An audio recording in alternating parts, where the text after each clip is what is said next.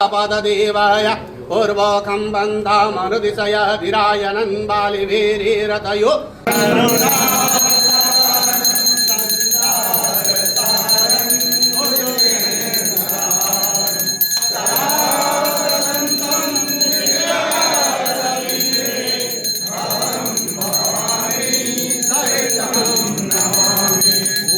मिथिला की धरती की व्याख्या और जब भी बात होगी और या जब भी बात होती है तो कलना महादेव मंदिर की व्याख्या और बात अवश्य होगी, क्योंकि वो मिथिला के इतिहास से जुड़ा हुआ एक महत्वपूर्ण पन्ना है।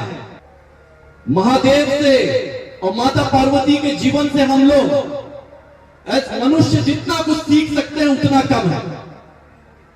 जब यह विवाह हो रहा था और जब यह बारात निकली थी, उस बारात में उतने ही जज्बे के साथ देव भी नाच रहे थे और उतने ही जज्बे के साथ दानव भी नाच रहे थे। यह सिर्फ और सिर्फ महादेव कर सकते थे कि देव भी उसी तरह पूछते थे और दानव भी उसी तरह पूछते थे।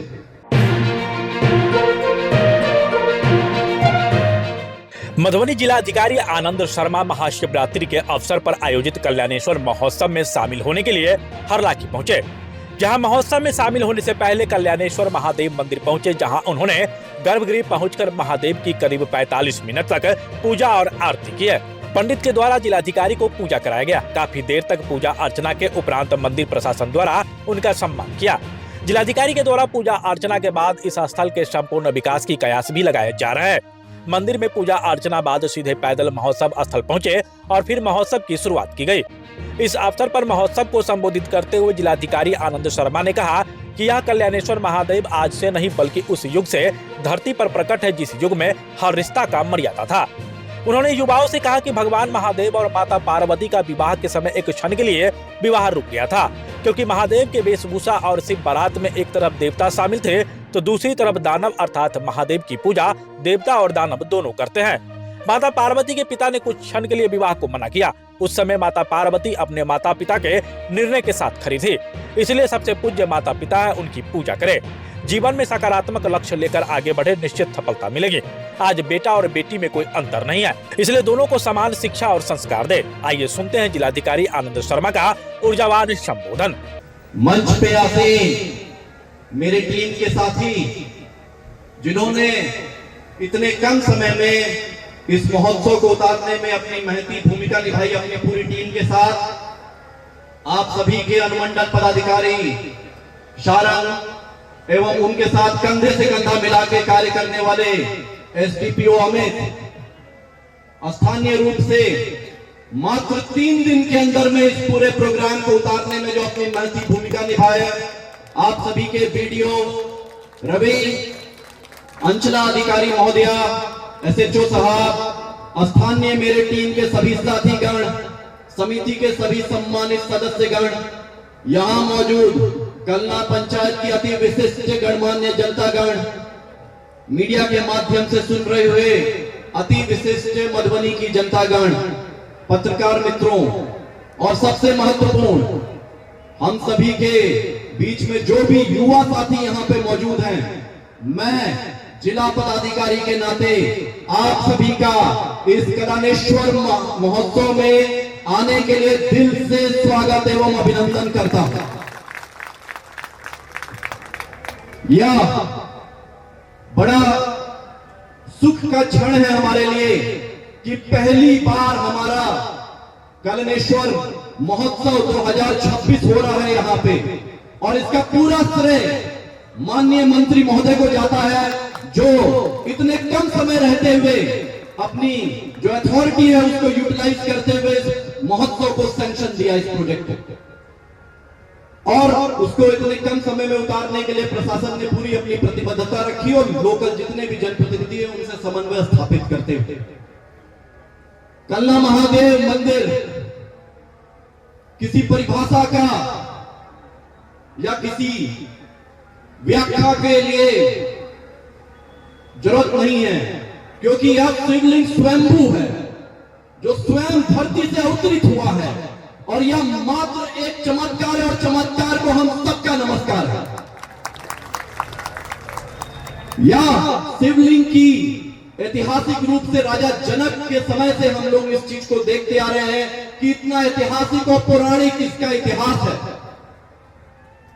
मिथिला की धरती की व्याख्या, और जब भी बात होगी और या जब भी बात होती है तो कलना महादेव मंदिर की व्याख्या और बात अवश्य होगी, क्योंकि वो मिथिला के इतिहास से जुड़ा हुआ एक महत्वपूर्ण पन्ना है।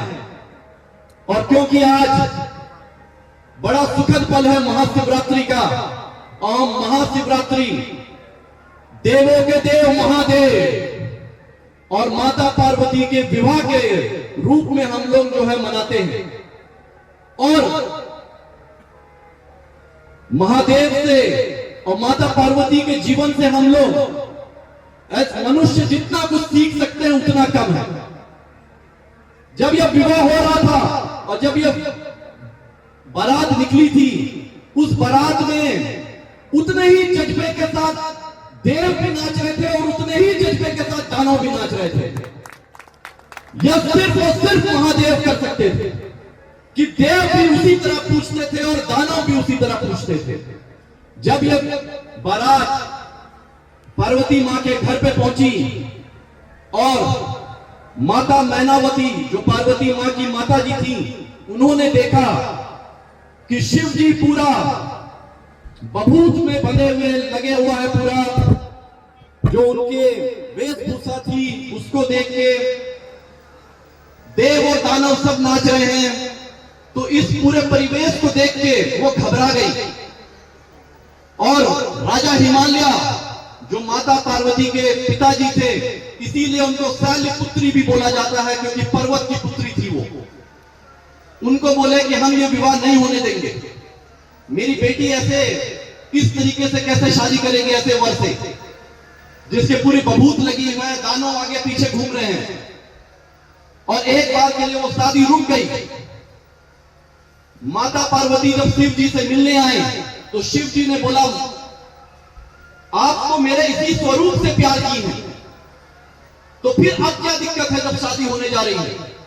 तो माता पार्वती जी ने बोला कि मैं अपने माता और पिता के इच्छा के विरुद्ध जाके शादी नहीं कर सकती हूं।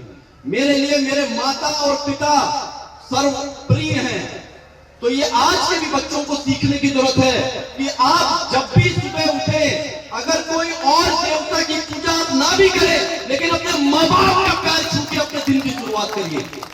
उससे बड़ा देवता धरती पे कोई नहीं है। बाकी सब हम लोग तस्वीर में बाकी सारी तरीके से हम लोग जो है धारणा करते हैं आते हैं, लेकिन माता पिता साक्षात धरती पे देवता है। और माता पार्वती ने अपने जीवन से उस समय यही आपको जो है ज्ञान देने का प्रयास किया। लेकिन उसके बाद विष्णु जी वहां पे आए और विष्णु जी ने शिव जी को बोला कि आप देव चिंतित मत होइए, अब हम आपको जो अवतार देने जा रहे हैं वो मानव इतिहास का सबसे खूबसूरत अवतार होगा। और तब उन्होंने चंद्रशेखर अवतार में अपना आपको अवतरित करके फिर माता पार्वती जी से शादी हुई, जिसके लिए हम महाशिवरात्रि को मनाते हैं। देवों के देव महादेव से हम जितना कुछ सीख सकते हैं वो कम है। शिव जी की आकृति को अगर हम देखें तो वो पूरी आकृति ही इतने अपोजिट फोर्सेस से मिली हुई है, इतनी विपरीत ताकतों से। अगर माथे पे देखें तो मां गंगा का वास है, तीसरी आंख में देखें तो आग है, पानी और आग एक ही शरीर में है। अगर गले में देखें तो हलाहल विष है, नीलकंठ जिनके लिए शिव जी को बोला जाता है। और सर पे देखा जाए तो चंद्रमा जी का वास है, जिनको अमृत की उपाधि है। तो विष और अमृत भी एक ही शरीर पे। गले में सांप है और उनके ही भाई कार्तिकेय जी की जो सवारी है वो मोर है, यानी सांप और मोर भी एक साथ है। इतनी विपरीत शक्तियां, वही तांडव भी करते हैं जो विनाश करते हैं, और उन्हीं को भोलेनाथ भी कहा जाता है जो करुणा के अवतार हैं। इतनी विपरीत शक्तियां रहते हुए भी अगर महादेव को देखेंगे जब भी, तो एकदम शांत चित्त बैठे हुए दिखेंगे। हम सभी को सीखने की जरूरत है कि हमारे अंदर, हर किसी के अंदर सकारात्मक और नकारात्मक दोनों शक्तियां होती हैं।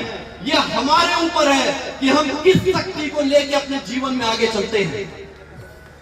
अगर हम सकारात्मक शक्तियों को आगे लेके चलना चाहेंगे तो चाहे जीवन में कितनी भी विपरीत स्थिति हो, चाहे कितनी भी विपरीत ताकतें हो, हम अपने लक्ष्य को अवश्य हासिल करेंगे उसी शांत चित्त के साथ जो महादेव का है। तो इन्हीं बातों को आज हमें संकल्प लेना चाहिए और सीखना चाहिए। और अंत में शिव जी के जीवन से जो साक्षात हम सीख सकते हैं वह है महिलाओं की रिस्पेक्ट और इज्जत करना। अगर शिव में से शक्ति का ई निकाल दिया जाए तो शिव ही सब हो जाएगा। अर्धनारेश्वर, इसीलिए शिव जी ने अपने आप को दुनिया के सामने दिखाया कि आधा नर और आधा नारी। इसलिए हमें अपने घर में अपने बेटे के साथ अपनी बेटी को भी वही शिक्षा और वही चीजें देने की प्रयास करना चाहिए जो अपने बेटे को दे रहे हैं। क्योंकि इस युग में आप कोई ये डिसाइड नहीं कर सकता कि आपका नाम बेटा रोशन करेगा या बेटी। आप एज माता पिता दोनों को इक्वल रिस्पॉन्सिबिलिटी अपनी निर्वहन करिए। और कोई बड़ी बात नहीं है, यहाँ बैठी हुई एक कोई बेटी आने वाले समय में मधुबनी की जिला पदाधिकारी के रूप में आएगी। इसी धारणा के साथ जाएंगे। मैं अपना वक्तव्य इन्हीं बिंदुओं के साथ समाप्त करता हूं और अंत में आप सभी को महाशिवरात्रि की शुभकामना देता हूं। आज सभी लोग यहां से महादेव का स्मरण करके जाएं। बहुत बहुत धन्यवाद। जय मिथिला, जय बिहार, जय भारत। आप हमारे मधुबनी न्यूज को फेसबुक पे देख रहे हैं तो पेज को लाइक करें, यूट्यूब से देख रहे हैं तो हमारे चैनल को सब्सक्राइब करें और बेल आइकन को दबाना ना भूलें।